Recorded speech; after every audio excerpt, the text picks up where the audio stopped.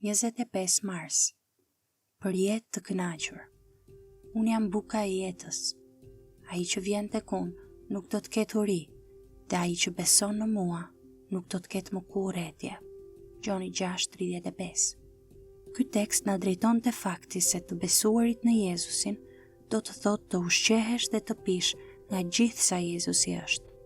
Teksti shkon aq larg sa thotë që etja e shpirtit ton shuhet me Jezusin dhe kështu nuk kemi më kurrëtie. Ai është fundi i kërkimit ton për kënaqësi. Nuk ka asgjë më të lartë dhe më të mirë se sa vetë Krishti. Kur i besojmë Jezusit, ashtu si Gjoni synon që t'i besojmë, prania dhe premtimi i Jezusit është aq i kënaqshëm sa që nuk sundohemi më nga kënaqësitë joshëse të mëkatit. Shi Romakëve 6:14. Kjo shpjegon pse një besim i tillë në Jezusin e shfuqizon fuqinë e mëkatit dhe mundëson bindjen. Gjoni 4:14 na drejton tek e njëjta gjë.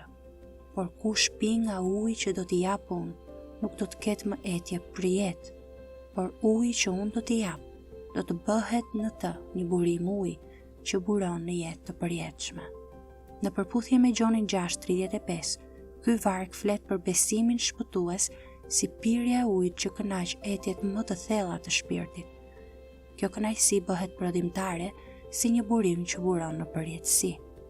E njëjta gjë thuhet edhe te Gjoni 7:37-38. Jezusi u ngrit në këmbë dhe thirri duke thënë: "Nëse dikush ka etje, le të vijë tek unë të pi.